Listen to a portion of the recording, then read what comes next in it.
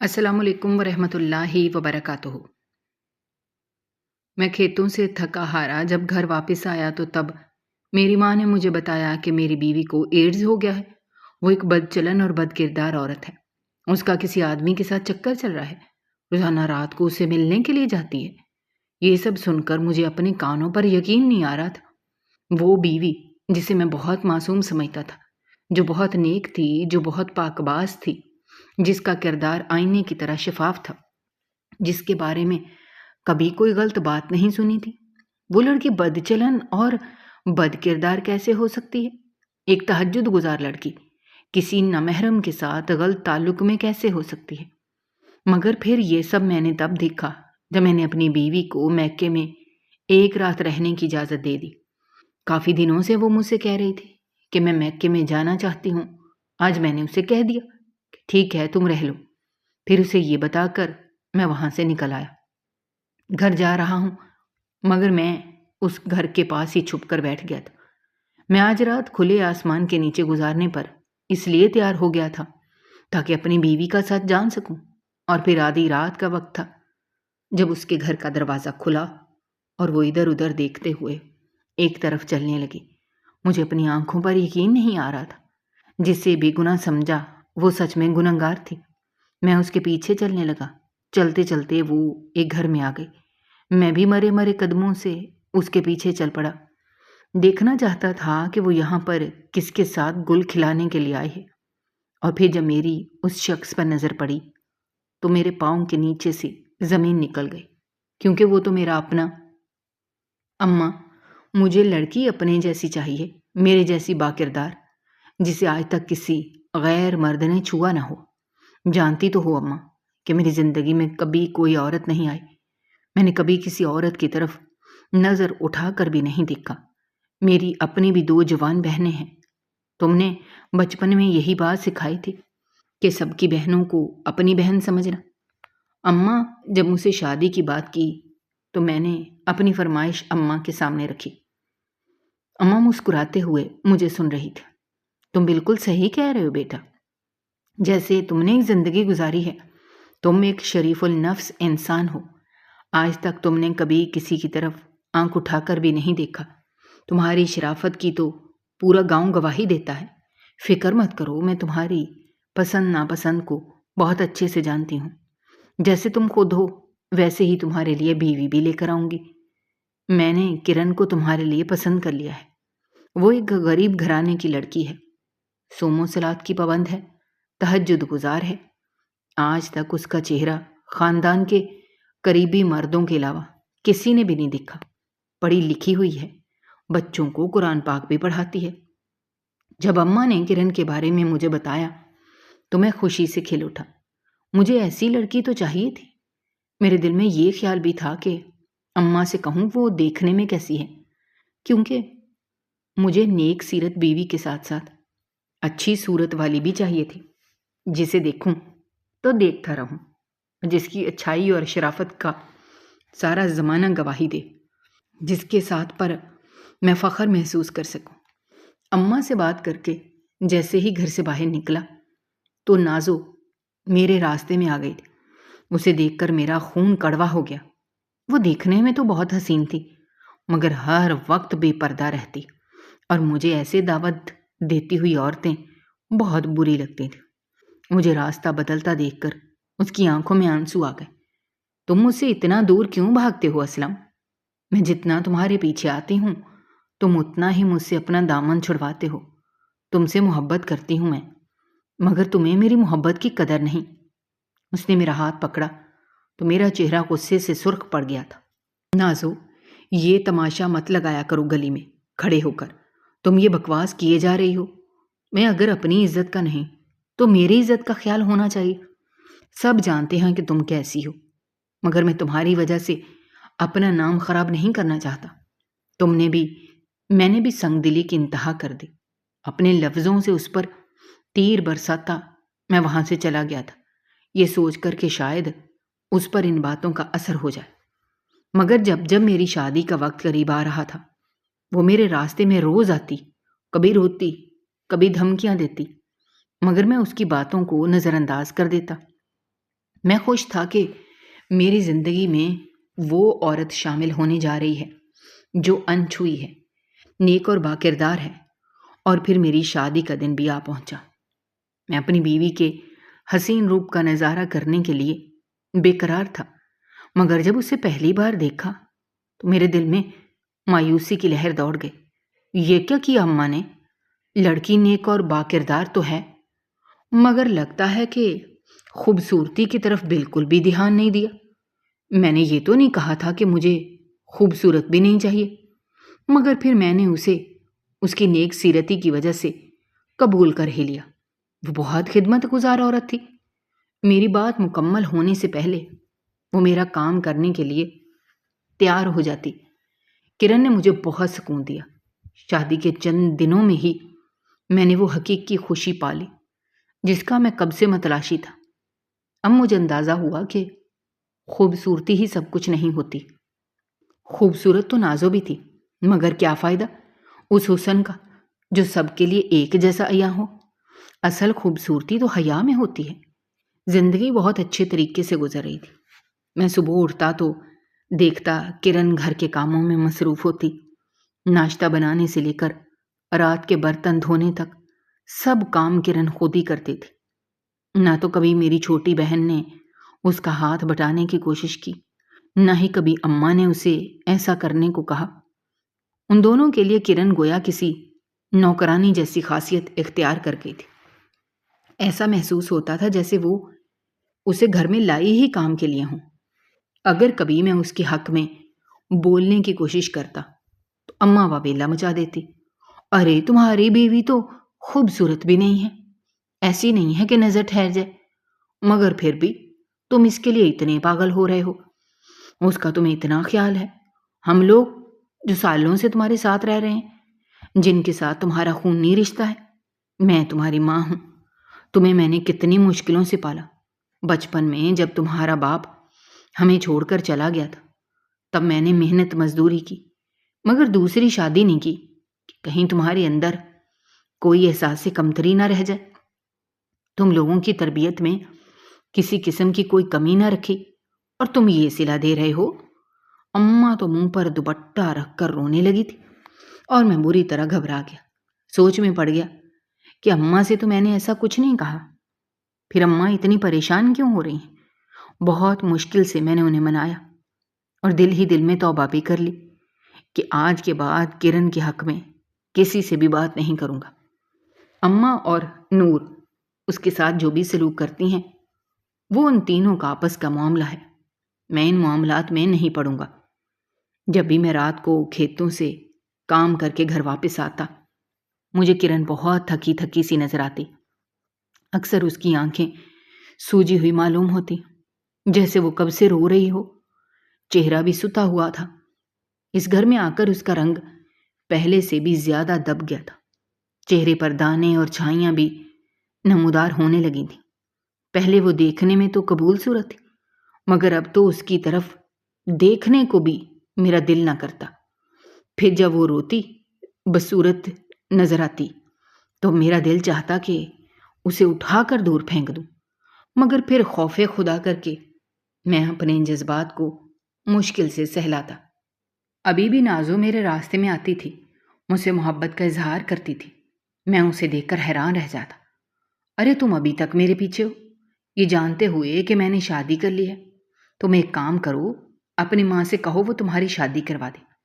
دنیا میں بہت سے ایسے لڑکے ہیں جو تم جیسی لڑکیوں کو اپنا لیتے ہیں، تمہارے ساتھ بھی کوئی نہ کوئی شادی کر لے گا۔ میں طنز کے تیر برساتا وہاں سے چلا گیا، یہ سوچے سمجھے بغیر کہ میرے الفاظ اس کی روح کو چھلنی کر رہے ہوں گے۔ مجھے تو ویسے بھی اپنی پارسائی پر بہت زوم تھا، اپنی نیک نیتی اور باکردار ہونے پر فخر محسوس ہوتا تھا۔ اور اب بیوی بھی ایسی ملی تھی جسے آج تک کسی نامحرم نے نہ دیکھا تھا، نہ اس کی آواز تک سنی تھی۔ میری دونوں بہنیں بھی میری مرضی کے مطابق رہتی تھیں۔ بڑی بہن کی تو شادی ہو گئی تھی، وہ اب کم کم ہی نظر آتی کیونکہ اس پر سسرال کی بہت ذمہ داریاں تھیں، اور جب بھی آتی تو کرن گویا چکر بن کر آ جاتی۔ اس کے بچوں کے کام کرنا، اس کی پسند کے کھانے بنانا، ان کی فرمائشیں پوری کرنے میں تو وہ ہلکان ہو جاتی، اور اگر کبھی مجھ سے کسی بات کا ذکر کرتی تو میں بجائے اس کا ساتھ دینے کے اس پر چڑھائی کر دیتا۔ تمہیں میری بہنوں سے کیا مسئلہ ہے؟ وہ کبھی کبھار آتی ہیں، اور اگر تمہیں تھوڑا بہت اضافی کام کرنا پڑ جاتا ہے تو اس میں کوئی اتنی بڑی بات نہیں ہے۔ ساری عورتیں گھر کے کام کاج کرتی ہی ہیں، اور اگر تمہیں یہاں پر رہنا ہے تو ہمارے گھر کے ماحول کے مطابق رہنا ہوگا۔ میرے الفاظ پر وہ پھٹی پھٹی آنکھوں سے مجھے دیکھتی رہ جاتی۔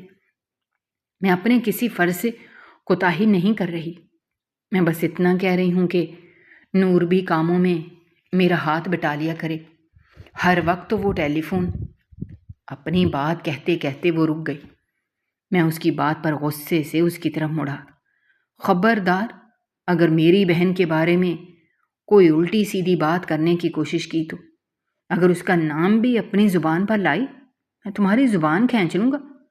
اب میں اپنی بہنوں کے بارے میں کوئی الزام تراشی نہیں سن سکتا، اور وہ میرے رویے پر سہم سی گئی تھی۔ شادی کو 1.5 مہینے کا عرصہ ہو گیا تھا۔ اس تمام عرصے میں میں نے اپنی بیوی کا سہما ہوا، ڈرا ہوا روپ دیکھا تھا۔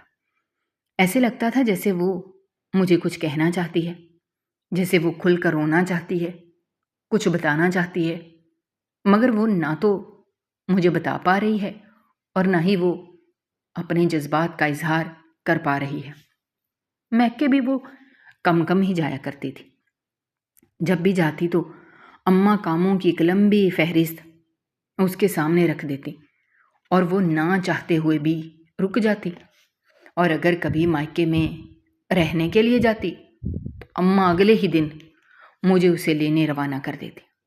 ایک دن تو میں نے جھنجھلا کر کہا تھا، اماں اسے کچھ دن تو رہنے دو، میں بھی کچھ دن سکون کا سانس لے سکوں۔ اس کی چکھ چکھ مجھے سکون سے سونے بھی نہیں دیتی۔ میں بیزاری سے بولا تو اماں بری طرح پریشان ہو گئی، میرے قریب ہو کر بیٹھ گئی اور رازداری سے کہنے لگی، مجھے بتاؤ، تمہارے ساتھ لڑائی جھگڑا کرتی ہے؟ تمہیں ہمارے خلاف ورگلاتی ہے؟ کیا کہتی ہے وہ؟ شکل سے تو بڑی معصوم لگتی ہے۔ مجھے نہیں پتا تھا کہ وہ اندر سے اتنی گھنی اور میسنی ہے۔ ہمارے سامنے اچھی بن کر وہ اندر سے ہماری جڑیں کاٹ رہی ہے۔ اماں کے اندازے پر میں بری طرح بگڑ گیا تھا۔ اماں ایسی کوئی بات نہیں ہے، اس نے کبھی آپ کے خلاف کوئی بات نہیں کی۔ اس کی اتنی جرت بھی نہیں ہے کہ وہ میرے سامنے ایسی کوئی بات کرے، میں اس کی زبان نہ کھینچ لوں۔ میری بات سن کر اماں مطمئن سی ہو گئی تھی۔ پھر اگلے دن اماں کے کہنے پر میں اسے لے کر آ گیا۔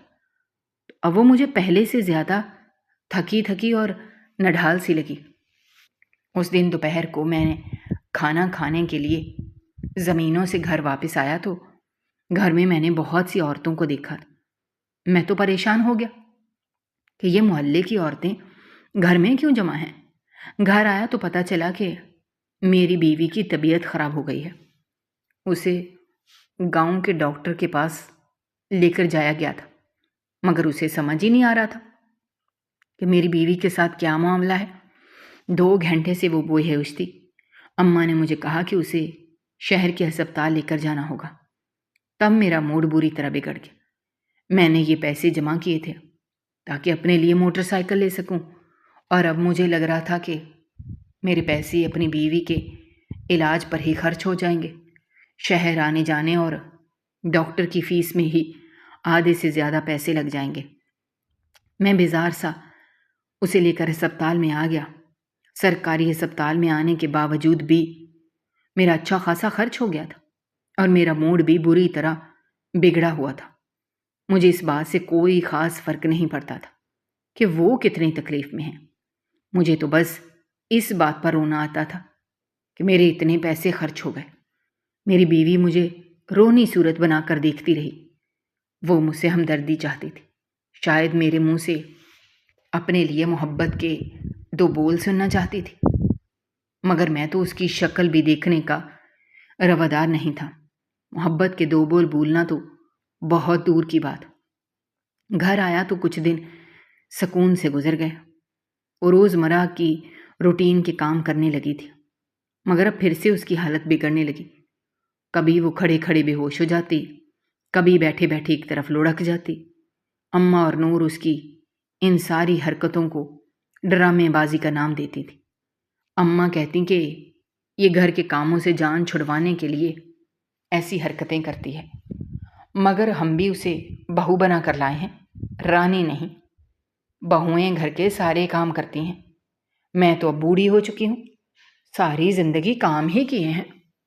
اور تمہاری بہن، یہ تو پتہ نہیں کب تک اس گھر میں مہمان ہے، آج نہیں تو کل اسے چلے ہی جانا ہے، اور اس کے بعد تمہاری بیوی نے اکیلے ہی تو کرنا ہے۔ تب اگر یہ سب خوشی خوشی کر سکتی ہے تو اب کیوں نہیں؟ اور میں اس بات پر کہتا کہ مجھے تو خود اس کی بیماری دیکھ کر کوفت ہونے لگی تھی۔ جب بھی میں اسے کوئی کام کہتا، وہ تیوریاں چڑھا کر زمین پر گر جاتی، اس کا چہرہ بالکل زرد پڑ جاتا، ہڈیوں کا ڈھانچہ بن کر رہ گئی تھی۔ اور ایک دن اسے دیکھ کر مجھے تو خوف آنے لگا۔ اماں، تم ایک بار اسے کسی اچھی ڈاکٹر کے پاس لے کر جاؤ، میں تمہیں پیسے دے دوں گا، مگر ڈاکٹر کے پاس خود ہی لے کر جانا، اس کے سارے ٹیسٹ کروانا، پتہ تو چلے آخر اسے مسئلہ کیا ہے۔ ایک بار اگر علاج کروا کے یہ ٹھیک ہو گئی تو اس میں تمہارا ہی فائدہ ہے، اماں تمہاری ہی خدمت کرے گی۔ اماں مجھے پرسوچ نظروں سے دیکھنے لگی۔ ٹھیک ہے، میں کل ہی سے ڈاکٹر کے پاس لے کر جاؤں گی، اور تم بھی میرے ساتھ چلنا۔ بغیر مرد کے ڈاکٹر کے پاس جانا ٹھیک نہیں ہے۔ اگلے دن پھر ماں کے کہنے پر میں کھیتوں سے جلدی گھر واپس آ گیا۔ اپنی بیوی سے جب کہا کہ تم تیار ہو جاؤ، تمہیں ڈاکٹر کے پاس لے کر جانا ہے، تو اس کے چہرے پر مجھے ایک پل کے لیے خوشی نظر آئی تھی، اور اس کی آنکھوں میں مجھے چمک بھی نظر آئی۔ شاید وہ یہ سوچ کر خوش ہو رہی تھی کہ میں اس کا خیال رکھنے لگا ہوں، شاید میں اسے پیار کرنے لگا ہوں، مگر میں تو یہ سب اس لیے کر رہا تھا تاکہ وہ ٹھیک ہو جائے، گھر کے کام دوبارہ اچھے سے کر سکے اور میری ماں کی خدمت کر سکے۔ 1 سال میں میرا نور کی شادی کر کے اسے رخصت کرنے کا ارادہ تھا۔ اس کے بعد گھر میں تو کرن نے اکیلے ہی رہ جانا تھا، اور اگر وہ چاقو چوبند ہوتی تبھی وہ گھر کو سنبھال سکتی تھی۔ اور سب سے بڑی بات، میں اب یہ سوچ رہا تھا کہ اسے اپنے ساتھ کھیتوں میں بھی لے کر جایا کروں۔ گاؤں کی باقی عورتیں بھی کھیتوں میں کام کرتی تھیں، اپنے شوہر کا ہاتھ بٹاتی تھیں۔ اب اگر میں کسی مزدور کو اپنے ساتھ رکھتا تو مجھے اسے اجرت دینی پڑتی، اور بیوی سے زیادہ مفت کا غلام مجھے کون مل سکتا تھا۔ میں جب اسے لے کر اسپتال آیا تو ڈاکٹر نے کچھ ٹیسٹ بتائے تھے، اور یہ ٹیسٹ کروا کر ہی اس کی میڈیسن لے کر ہم لوگ واپس جاتے۔ اس سب میں ہمیں رات ہو گئی تھی کہ کب رپورٹس ہمیں ملیں اور کب ہم میڈیسن لے کر واپس جائیں۔ مگر جب رپورٹس واپس آئیں تب میری آنکھیں پھٹی کی پھٹی رہ گئیں۔ جب ڈاکٹر نے بتایا کہ میری بیوی کو ایڈز ہے، میں حیران پریشان نظروں سے کبھی ڈاکٹر کی طرف دیکھ رہا تھا تو کبھی اپنی بیوی کی طرف۔ ایسا کیسے ہو سکتا ہے؟ میری بیوی کو اتنی جان لیوا بیماری کیسے لاحق ہو سکتی ہے؟ مانا کہ میں اس سے نفرت کرتا تھا، اسے پسند نہیں کرتا تھا، مگر اس کے ساتھ میں نے ایک اچھا وقت گزارا تھا، اور جیسی مجھے بیوی چاہیے تھی وہ ویسی ہی تھی، خدمت گزار اور نیک۔ اس کے لیے میں نے ایسا کبھی نہیں سوچا تھا۔ اور اب وہ بھی پھٹی پھٹی آنکھوں سے ڈاکٹر کی طرف دیکھ رہی تھی، اور اماں وہ بھی بے یقین تھی، ان سے تو کچھ بولا ہی نہیں گیا۔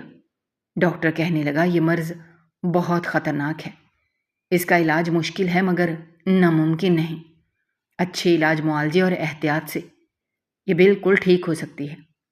مگر میرا ذہن تو ایڈز کے لفظ پر ہی اٹک گیا تھا۔ بھلا میری بیوی کو ایڈز کیسے ہو سکتا ہے؟ ایڈز تو تب ہوتا ہے اگر انسان غلط قسم کے تعلق میں ملوث ہو۔ یہی بات ڈاکٹر سے کی تو وہ مسکرا دیا۔ ہم لوگوں کی جہالت اور کم علمی ہے، ہم نے ایڈز کو غیر شرعی تعلق کے ساتھ جوڑ دیا ہے۔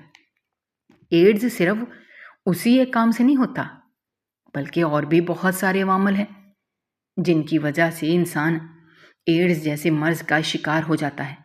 آپ لوگ اس وقت بہت گھبرائے ہوئے ہیں، پریشان لگ رہے ہیں۔ آپ لوگ دوبارہ میرے پاس آئیے گا، میں آپ کو تفصیل سے ہر ایک بات سمجھا دوں گا، اور اپنے ذہن پر پریشانی سوار کرنے کی ضرورت نہیں ہے۔ اس طرح سے آپ کا علاج مشکل ہو جائے گا۔ آپ جتنا خود کو پرسکون رکھیں گے، آپ اتنا جلدی ٹھیک ہو جائیں گے۔ ڈاکٹر نے یہ ہدایت میری بیوی کو دی، پھر کچھ دعائیں لکھ دیں۔ مرے مرے قدموں سے وہاں سے باہر نکلا، دوائیں لے کر گھر آیا۔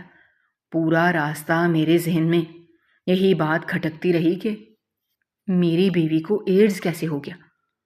ڈاکٹر کی باتوں کو میں نے ایک کان سے سن کر دوسرے سے نکال دیا تھا۔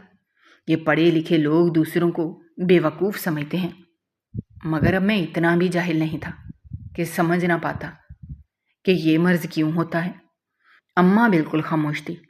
ان کے ذہن میں کیا چل رہا تھا میں کچھ بھی نہیں جانتا تھا، اور میری بیوی بھی پھٹی پھٹی آنکھوں سے مجھے دیکھ رہی تھی۔ گھر آ کر اماں کی خاموشی ٹوٹ گئی۔ تمہاری بیوی بد چلن ہے، بد کردار ہے اماں۔ میں نے بے یقینی سے اماں کو دیکھا۔ میری بیوی روتے ہوئے بھاگتے ہوئے اپنے کمرے میں چلی گئی۔ میں اماں کے پاس آ کر بیٹھ گیا۔ اماں، آپ کو غلط فہمی ہوئی ہے، وہ ایسی نہیں ہے۔ ہم کسی کے کردار پر ایسے الزام نہیں لگا سکتے جبکہ ہم نے کسی کو کبھی غلط کام کرتے ہوئے نہیں دیکھا۔ تو پھر تم خود ہی بتاؤ، اسے ایڈز کیسے ہو گیا؟ اگر اس کا کسی کے ساتھ کوئی غلط تعلق نہیں ہے تو اماں یہ بھی تو سوچو کہ وہ کتنے وقت سے ہماری آنکھوں کے سامنے رہ رہی ہے، اپنے ماں باپ کے گھر میں بھی 1-2 راتوں سے زیادہ نہیں رکتی، تہجد گزار ہے، نماز کی پابندی کرتی ہے، اتنی متقی عورت ہے۔ وہ ایسا کیسے کر سکتی ہے؟ یہ سب ڈھونگ ہے۔ اپنے کردار کو وہ عبادت کے پردے میں چھپا رہی ہے، ہم سب کو بے وقوف بنا رہی ہے، مگر اب ہم اس کے جھانسے میں نہیں آئیں گے۔ نکالو اس لڑکی کو باہر۔ نور بھی اماں کی ہاں میں ہاں ملا رہی تھی۔ اماں بالکل صحیح کہہ رہی ہیں، اس سے اچھی تو نازو تھی، وہ جیسی بھی تھی ہمارے سامنے تھی۔ اس نے خود کو کس طرح پردے میں تو نہیں چھپایا، اور ویسے بھی وہ تھوڑی فیشن کرتی ہے، اپنے حسن کو دکھاتی ہے، مگر اس کے علاوہ اس میں اور کوئی برائی نہیں ہے۔ تو گاؤں میں کسی کے گھر بھی نہیں جاتی، نہ ہی کبھی کسی غیر مرد کو ان کے گھر آتے جاتے دیکھا ہے۔ بھائی، تم نے بھی ذرا سی بات کو جواز بنا کر اس کے رشتے سے انکار کر دیا تھا، شادی کے بعد اپنی مرضی کے مطابق اسے ڈھال لیتا۔ میں حیرتوں کا پتھر بن کر نور کی باتیں سن رہا تھا۔ کہاں تو وہ نازو کی شکل دیکھنے کی روادار نہیں تھی، اور کہاں اب میری بہن کے خیالات بھی تو میری طرح تھے، پردے کو خاص اہمیت دیتے تھے، اور اب میں سر جھٹک کر اپنے کمرے میں آ گیا تھا۔ اماں اور نور کی باتیں میرے ذہن میں گونج رہی تھیں۔ کرن کی طرف میری نظر پڑی تو وہ سہمی ہوئی آنکھوں سے مجھے دیکھ رہی تھی، شاید اپنی بے گناہی کے بارے میں مجھے کچھ بتانا چاہتی تھی۔ شاید اسے ایسے الفاظ نہیں مل رہے تھے جن سے وہ اپنی صفائی پیش کر سکے، میرے دل کو اپنے لیے نرم کر سکے، اور میرے دل میں کیسا طوفان اٹھا ہوا تھا، اس بارے میں کوئی کچھ نہیں جانتا تھا۔ میرا جی چاہ رہا تھا کہ ساری دنیا کو تہس نہس کر دوں۔ اپنی بیوی کی بدسورسی سے میں نے سمجھوتا کر لیا تھا، مگر اس کی بد کرداری سے سمجھوتا کرنا میرے لیے آسان نہیں تھا۔ میں گویا آگ پر لوٹنے لگا۔ پوری رات جاگتے ہوئے گزری تھی، پوری رات کرن بھی روتی رہی۔ میں نے اسے ایک بار بھی تسلی کا ایک لفظ نہیں بولا۔ پھر میرے شب و روز اسی طرح بسر ہونے لگے۔ میں اپنے کمرے میں آتا اور کرن کی طرف کروٹ بدل کر سو جاتا۔ اس کی آہیں سسکیاں مجھے پگھلانے میں ناکام ہو رہی تھیں۔ بد کردار عورت، مجھے لگتا ہے کہ یہ سارا کام وہ شادی سے پہلے کر کے آئی ہے، تبھی اس کو یہ بیماری لگی ہوئی ہے۔ شروع دن سے ہی ایسی ہی منحوس ماری ہڈیوں کا ڈھانچہ تھی۔ میری عقل پر پتھر پڑ گئے تھے جو اسے اپنے گھر لے آیا۔ اب بھلا بتاؤ، کیا میرا نیک پرہیزگار بیٹا ایسی بیوی کیوں رکھے جو ایسے گندے اور موذی مرض میں مبتلا ہے، جس کے بارے میں کسی کو بتاتے ہوئے بھی شرم آتی ہے؟ محلے والے مجھ سے پوچھتے تو میں کیا کہوں، کیا بتاؤں انہیں؟ جب میں کمرے سے باہر آیا تو اماں اونچا اونچا بولنے لگی، اپنے جلے دل کے پھپھولے پھوڑنے لگیں، اور میں خاموشی سے ان کے غصے سے بھرا ہوا چہرہ دیکھتا رہا۔ اماں، آپ بتائیں میں کیا کروں؟ جیسا آپ کہیں گی میں ویسا ہی کروں گا۔ اگر آپ کہتی ہیں تو میں دوسری شادی کر لیتا ہوں، اس گھر میں آپ کی پسند کی ایک بیوی لے آتا ہوں جو آپ کی خدمت بھی کرے گی اور آپ کو سکون بھی دے گی۔ تب اماں گہری سانس لے کر رہ گئی۔ اب سکون تو شاید مجھے قبر میں جا کر ہی نصیب ہوگا۔ اب تمہاری شادی کی بھی تو میں دیکھ بھال کر کروں گی، مگر پہلے اس کو گھر سے باہر نکالو، تم اسے چھوڑ دو۔ بات اماں کی میرے دل کو لگی۔ میں بھی ایسی لڑکی کو اپنی زندگی میں کیسے شامل رکھ سکتا تھا جو میرے علاوہ کسی اور مرد کی پناہوں میں بھی رہ چکی تھی۔ تب اماں میرے پاس جھک کر رازداری سے مجھے کہنے لگی، میں نے کئی بار اسے رات کو چھت پر جاتے دیکھا ہے۔ پہلے تو میں نے اس بات کو اپنا وہم سمجھ کر جھٹک دیا۔ مجھے لگا تھا کہ وہ یوں ہی ہوا خوری کے لیے جاتی ہوگی، مگر اب مجھے لگتا ہے کہ میں نے اس بات کو نظر انداز کر کے اچھا نہیں کیا۔ مجھے اسے تبھی رنگے ہاتھوں پکڑ لینا چاہیے تھا، یا پھر تمہیں بتا دینا چاہیے تھا۔ تم اسے خود اپنے عاشق کے ساتھ دیکھ لیتے تو تمہیں بھی سچ معلوم ہو جاتا۔ ایک بار پھر میرے چہرے کی رگیں تن گئیں۔ ایک بار پھر سے 3-4 ہاتھ تھا کہ کرن کا گلا دبا دوں، اسے جان سے مار دوں۔ اب یہ تو طے تھا کہ مجھے کرن کو اپنے ساتھ نہیں رکھنا تھا، اسے طلاق دینی تھی۔ میں کسی مناسب موقع کی تلاش میں تھا۔ اگلے دن یہی سب سوچتا ہوا میں برآمدے میں لیٹے لیٹے سو گیا، جب ایک عجیب سے شور سے میری آنکھ کھلی۔ یہ آوازیں چھت سے آ رہی تھیں، اماں اور میری بہن کی آوازیں سب سے نمایاں تھیں۔ میں پریشان ہو گیا کہ ان لوگوں نے آدھی رات کو چھت پر کیا تماشا لگایا ہوا ہے۔ اگر روز کے لوگ دیکھیں گے تو کیا کہیں گے؟ جب میں اوپر آیا تو اماں اور نور نے کرن کو مضبوطی سے پکڑ رکھا تھا اور کرن بری طرح سے روئے جا رہی تھی۔ میرے ساتھ آپ ایسا مت کریں، آپ جانتی ہیں حالانکہ میری سب میں کوئی غلطی نہیں ہے، آپ میرے ساتھ زیادتی مت کریں۔ تب اماں کی نظر مجھ پر پڑ گئی۔ جھوٹ بول رہی ہو حرافہ، ابھی بھی جھوٹ بول رہی ہو۔ ہم نے رنگے ہاتھوں پکڑا ہے، پھر بھی تم ہمیں جھوٹا ثابت کرنے پر تلی ہو۔ اب تم اس گھر میں نہیں رہ سکتی بیٹا، اب یہ عورت اس گھر میں رکھنے کے قابل نہیں ہے، اسے تم گھر سے نکال دو۔ اماں ہوا کیا ہے؟ آپ لوگوں نے اتنا شور کیوں مچایا ہوا ہے؟ آس پاس کے لوگ آپ کی باتیں سن رہے ہیں، کیا کہیں گے وہ کہ آدھی رات کو یہاں پر کیا ہو رہا ہے؟ جب گھر کی عزتیں آدھی رات کو غیر مردوں کو گھر میں بلا کر اپنے خاندان کی عزت نیلام کریں گی تو تب کیا ہوگا؟ تب یوں ہی تماشا لگے گا اور ساری دنیا یہ تماشا دیکھے گی۔ اماں کی بات پر میرے ذہن میں کچھ کھٹکا۔ میں نے ان تینوں پر ایک گہری نظر ڈالی۔ ان تینوں کے چہرے ایک الگ سی کہانی سنا رہے تھے۔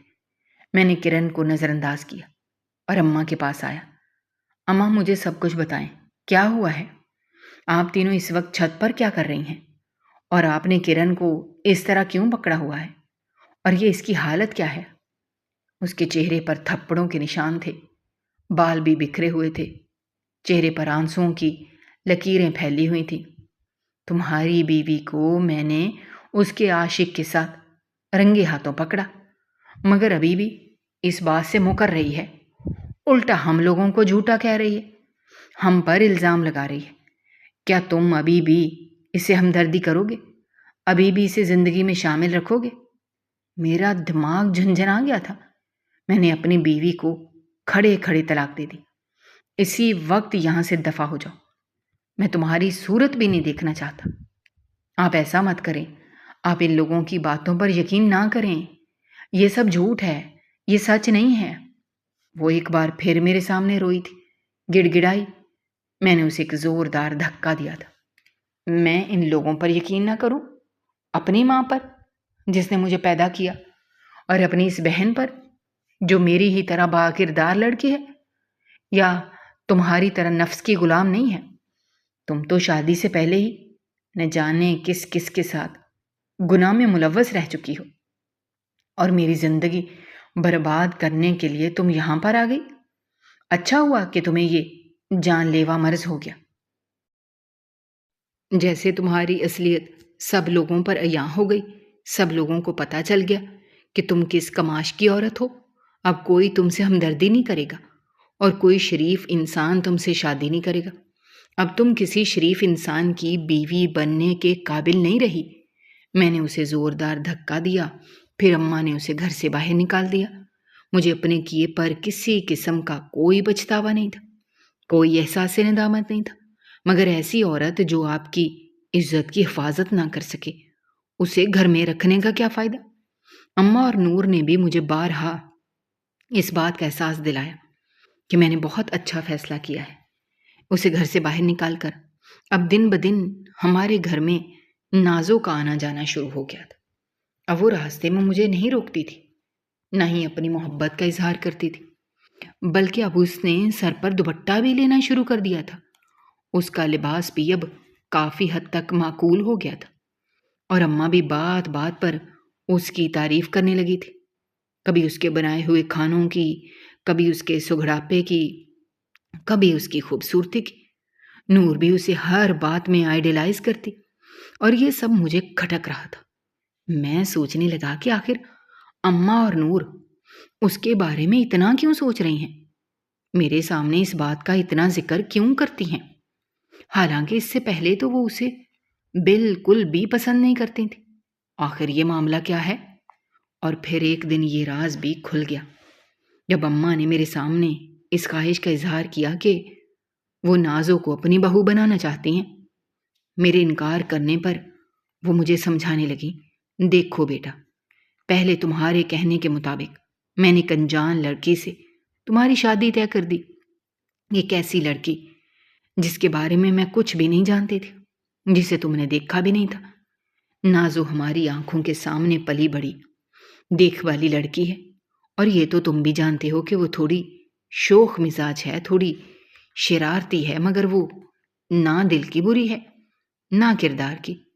مگر یہ نفرت کی اینک اپنی آنکھوں سے اتار کر دیکھو تو تمہیں پتہ چلے گا کہ نازو تم سے کتنی محبت کرتی ہے۔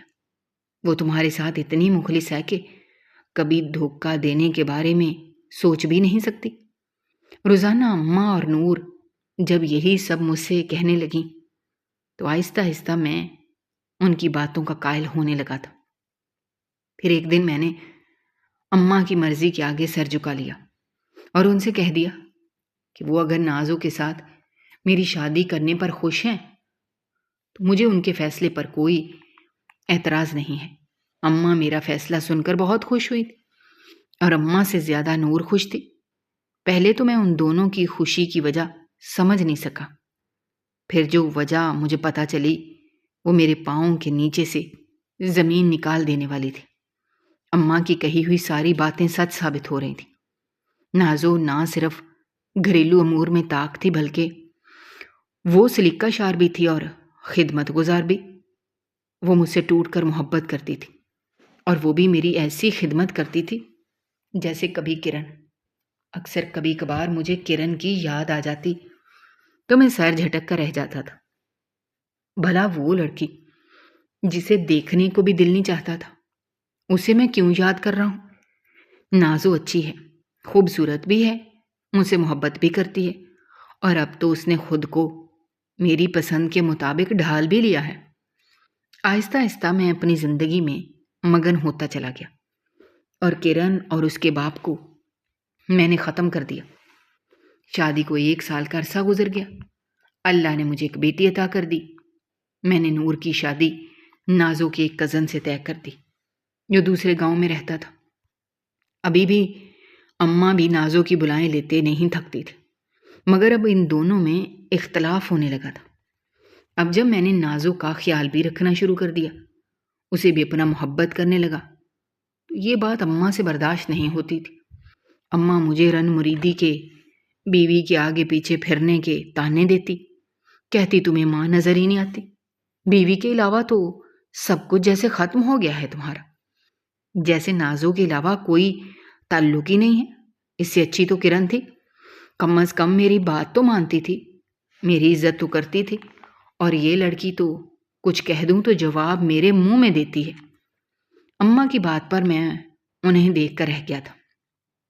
اس تمام عرصے کے بعد پہلی بار ان کے منہ سے میں نے کرن کا نام سنا تھا، اور وہ بھی اچھے الفاظ میں۔ اماں، جب وہ یہاں پر تھی تب آپ کو اس سے اختلافات تھے، آپ کو وہ بہت بری لگتی تھی، اور جب وہ نہیں ہے تو آپ اسی کو یاد کر رہی ہیں۔ میں نے یہ بات کہی تو اماں کی آنکھوں میں آنسو آ گئے۔ بیٹا، جب کوئی قیمتی چیز آپ سے چھن جاتی ہے، آپ سے دور ہو جاتی ہے، تو اس وقت آپ کو اس کی قدر بھی آتی ہے۔ میرے ساتھ بھی یہی ہوا، میں نے اس کی قدر نہیں کی۔ اللہ نے مجھے اتنی اچھی بہو دی، مگر میں اس کی قدر نہ کر سکی۔ اس بات کا تو مجھے پچھتاوا کھائے جا رہا ہے۔ اب ہم اکثر ہی کرن کا نام لینے لگے تھے۔ اس کی اچھائی بیان کرتی تو نازو بری طرح تلملا جاتی، اور میں اس کی دلجوئی کرنے کے لیے اٹھ کر اس کے پاس آ جاتا۔ تب نازو کا موڈ اچھا ہو جاتا، مگر اماں کو بہت غصہ آتا تھا۔ اب میں انہیں پہلے کی طرح ٹائم نہیں دیتا۔ اس دن میں نے سوچا کہ شادی کو اتنا وقت ہو گیا ہے، ابھی تک میں نے نازو کو کوئی تحفہ نہیں دیا۔ اس کے لیے ایک چھوٹی سی انگوٹھی لے لوں، میں یہی سوچ کر شہر میں سنار کی دکان پر آیا۔ نازو کے لیے بھی کوئی انگوٹھی دیکھ ہی رہا تھا، جب میرے مانوس آواز میرے کانوں سے ٹکرائی، جسے میں لاکھوں میں بھی پہچان سکتا تھا۔ میں نے حیرت سے پلٹ کر دیکھا تو دیکھتا ہی رہ گیا۔ میرے سامنے کوئی اور نہیں بلکہ کرن تھی، اور وہ اس روپ میں تھی کہ اسے دیکھ کر اپنی نگاہیں جھپکنا بھول گیا تھا۔ وہ بہت بدل گئی تھی۔ اس کے جسم پر قیمتی لباس تھا، زیور سے لدی ہوئی تھی، آج بھی سر پر دوپٹہ اوڑے ہوئے تھی، چہرے پر خوشی نظر آ رہی تھی، آنکھوں میں اعتماد تھا، اور وہ بڑے پر اعتماد انداز میں دکاندار سے بات کر رہی تھی۔ اس ڈری سہمی کرن کا تو کوئی شائبہ تک نہیں تھا۔ یہ کون ہے؟ یہ کرن ہے یہ کوئی اور؟ یہ میرا وہم ہے یہ حقیقت؟ کرن تو بیمار تھی، اور میرے اندازے کے مطابق تو وہ مر چکی تھی۔ اور پھر یہ کون تھی جو اب زرداتی ہوئی نظروں سے مجھے دیکھ رہی تھی؟ اس نے مجھے دیکھ کر چہرے کا رخ دوسری طرف پھیر لیا۔ میں بھاگتے ہوئے اس کے پاس آیا۔ تم کرن ہو؟ تم سچ میں کرن ہو؟ تم زندہ ہو؟ تم اتنا کیسے بدل گئی؟ مجھے یاد ہے جب میں نے اور اماں نے تمہیں گھر سے نکالا تھا، تمہارے جسم پر پھٹے پرانے کپڑے تھے، تمہارے پاس زیور کا ایک چھلا تک نہیں تھا، اور اب تم سر سے لے کر پاؤں تک زیور سے لدی پھندی ہو۔ ہاتھ میں برانڈڈ بیگ ہے، جوتے بھی برانڈڈ ہیں، ہر چیز اپنی قیمت کا خود منہ بولتا ثبوت ہے۔ تم نے مجھے خالی ہاتھ گھر سے نکالا تھا، یہ سوچ کر کہ میرا کوئی نہیں ہے، کوئی مجھے پناہ نہیں دے گا۔ تم نے مجھے کہا تھا میں بیوی بننے کے قابل نہیں ہوں، عزت دینے کے قابل نہیں ہوں، اور دیکھ لو، شہر کی جانی مانی شخصیت نے مجھے اپنی بیوی بنایا ہے، اور مجھے بے پناہ عزت بھی دی ہے۔ مجھے اپنی باتوں پر شرمندگی ہو رہی تھی، مگر جب مجھے یاد آیا کہ میں نے اس کی بد کرداری کی وجہ سے اسے نکالا تھا، تو ایک بار پھر میرے جذبات بدل گئے۔ تم نے جو کیا تھا اس کے بعد یہی کرنا بنتا تھا۔ اب جب بیوی گھر میں غیر مرد کو بلائے گی تو شوہر کیا کرے گا؟ تم یہ بات کیسے کہہ سکتے ہو کہ میں نے کسی غیر مرد کو گھر بلایا تھا؟ میں کسی سے ملنے گئی تھی؟ کیا مجھ میں تم نے ایسی کوئی بات دیکھی تھی؟ اب کی بار میں خاموش رہ گیا۔ کیا تم نے اپنی آنکھوں سے دیکھا تھا؟ تو پھر تمہاری ماں اور بہن نے جو کہا تم نے اس کو سچ مان لیا، جو کہ سراسر جھوٹ تھا، مجھ پر تہمت تھی۔ اب میں خاموش نہیں رہ سکا۔ میری ماں اور بہن تمہارے ساتھ ایسا کیوں کریں گی؟ وہ کیوں تہمت لگائیں گی تم پر کیونکہ اس وقت وہ آدمی مجھ سے نہیں تمہاری بہن سے ملنے کے لیے آیا تھا۔ اب تو میرے لیے غصے کو کنٹرول کرنا بہت مشکل ہو گیا۔ اگر تمہاری شادی کسی اچھے انسان سے ہو گئی ہے تو اس کا مطلب یہ نہیں ہے کہ تم دوسرے لوگوں پر الزام تراشی کرتی رہو۔ یہ مت بھولو کہ خدا کی لاٹھی بے آواز ہے۔ تم اپنی غلطیوں پر پردہ ڈالنے کے لیے میری بہن پر اتنی بڑی تہمت کیوں لگا رہی ہو؟ اگر تمہارا کسی غیر مرد کے ساتھ تعلق نہیں تھا تو پھر تمہیں ایڈز جیسا موذی مرض کیسے لاحق ہوا تھا؟ اب کی بار وہ کھلکھلا کر ہنس پڑی۔ یہ بھی قسمت کا کھیل تھا۔ اگر یہ سب نہ ہوتا تو مجھے تم سے نجات کیسے ملتی اور میری اتنے اچھے انسان کے ساتھ شادی کیسے ہوتی؟ ڈاکٹر کو غلط فہمی ہو گئی تھی اور وہ رپورٹس کسی اور کے ساتھ بدل گئی تھی۔ جب آدھی رات کو تم نے مجھے گھر سے نکالا میں سیدھا اپنے ماں باپ کے گھر گئی۔ ماں باپ تو مجھے بہت اچھے سے جانتے تھے، جنہوں نے مجھے بچپن سے پالا، جنہوں نے پیدا کیا، میری تربیت کی۔ کیا وہ نہیں جانتے کہ میں کیسی لڑکی ہوں؟ انہیں اس بات پر یقین نہیں تھا۔ وہ مجھے ایک اور ڈاکٹر کے پاس لے کر گئے اور جب اس نے ٹیسٹ کیا تو پتہ چلا مجھے ٹائیفائڈ تھا۔ جب ادھر گئی تھی آرام نہ کرنے کی وجہ سے میری طبیعت بگڑ گئی تھی اور ڈاکٹر کی غلط رپورٹ کی وجہ سے مجھے سب کی نظروں میں تماشا بنا دیا اور تم نے بھی میرا یقین نہیں کیا۔ اب تو مجھے ایسا لگ رہا تھا جیسے میں اس کے سامنے کبھی سر نہیں اٹھا سکوں گا۔ میں مرے مرے قدموں سے اپنے گھر کی طرف واپس آ گیا۔ گھر آیا تو صحن کا دروازہ کھلا ہوا تھا۔ میں سیدھا اپنے کمرے میں آیا مگر دروازے پر ہی ٹھٹک کر رک گیا۔ اندر سے آنے والی آوازوں کو سن کر میرے سارے شک یقین میں بدل گئے تھے۔ ساری باتوں کی تصدیق بھی ہو گئی تھی۔ نازو، اگر میں آپ کے بیٹے کو بتا دوں کہ آپ کی بیٹی کا میرے کزن سے چکر چل رہا ہے اور اس رات میرا کزن ہی اس سے ملنے کے لیے آیا تھا، آپ نے کرن پر جھوٹا الزام لگا کر اسے گھر سے نکال دیا، تب آپ کے اپنے بیٹے کی نظر میں کیا عزت رہ جائے گی؟ اور آپ کی وہ بیٹی جسے وہ بہت پیار کرتا ہے، وہ کیا اپنی اس بہن کی شکل دیکھنے پر تیار ہوگا جس نے اس کی عزت کو رول دیا؟ اس سے زیادہ سننے کی مجھ میں تاب نہیں تھی۔ میں زمین پر بیٹھ گیا اور دھاڑے مار مار کر رونے لگا تھا۔ میں نے کیا سوچا تھا اور میرے ساتھ کیا ہوا تھا؟ ایک بے گناہ لڑکی پر الزام لگا کر اسے گھر سے باہر نکال دیا۔ اللہ نے اس پر کتنا کرم کیا، اس کی زندگی بدل گئی اور میں نے ایسی لڑکی کو اپنی زندگی میں شامل کر لیا جس کا میں کبھی چہرہ دیکھنے کا بھی روادار نہیں تھا۔ ماں اور نازو میرے پاس آ گئی تھی۔ ان دونوں کو اندازہ ہو گیا تھا کہ میں نے ان کی باتوں کو سن لیا ہے اور یہ سب برداشت کرنا اور قبول کرنا میرے لیے اتنا آسان نہیں تھا۔ اپنی وہ بہن جس پر مجھے ہمیشہ فخر محسوس ہوتا تھا، اب اس کی وجہ سے میں نازو کے سامنے سر اٹھانے کے بھی قابل نہیں رہا تھا۔ میرے شب و روز اسی طرح اداسی سے گزرنے لگے تھے۔ اماں میرے پاس بیٹھتی تھیں، مجھ سے اپنے کیے کی معافی مانگتی تھیں اور میں خاموشی سے انہیں دیکھتا رہتا تھا۔ اس رات جب میں اپنے گھر آیا تب نازو اماں کے پیروں میں بیٹھی ان سے معافی مانگ رہی تھی۔ آپ کے ساتھ میں نے بہت بدتمیزی کی، بہت بدسلوکی کی، اس بات پر کرتی رہی کہ میرا شوہر تو میرے قبضے میں ہے، میری مٹھی میں ہے، اب وہ کسی کی نہیں سنے گا۔ مگر اب جب اس کا بیگانہ رویہ دیکھا تو مجھ سے اس کی بے رخی نہیں سہی جا رہی۔ تب اماں نے اس کے سر پر ہاتھ رکھ دیا اور پھر میں خاموشی سے اپنے کمرے میں آ گیا تھا۔ آہستہ آہستہ میں معمول کی طرف آتا گیا۔ میں نازو سے کیوں بے رخی کرتا؟ وہ میرے بچوں کی ماں تھی اور اب تو اس نے خود کو میری مرضی کے مطابق ڈھال لیا تھا۔ باقی کی زندگی مجھے اس احساس کے ساتھ گزارنی تھی کہ میں نے ایک بے گناہ عورت کے ساتھ غلط کیا، مگر رب نے اسے پھر بھی سنبھال لیا، کیونکہ رب تو سب کا ہے، وہ تو دلوں کا حال بہتر جانتا ہے۔ مجھے یہ احساس پچھتاوے میں ڈالتا ہے کہ شاید میں اس نیک عورت کے قابل ہی نہیں تھا۔ دوستو، ہماری آج کی یہ کہانی آپ کو کیسی لگی؟ کمنٹ باکس میں اپنی رائے کا اظہار کرنا مت بھولیے گا، اور اگر آپ ہمارے چینل پر نئے ہیں تو چینل کو سبسکرائب کرنا بھی مت بھولیے گا۔ شکریہ۔ اللہ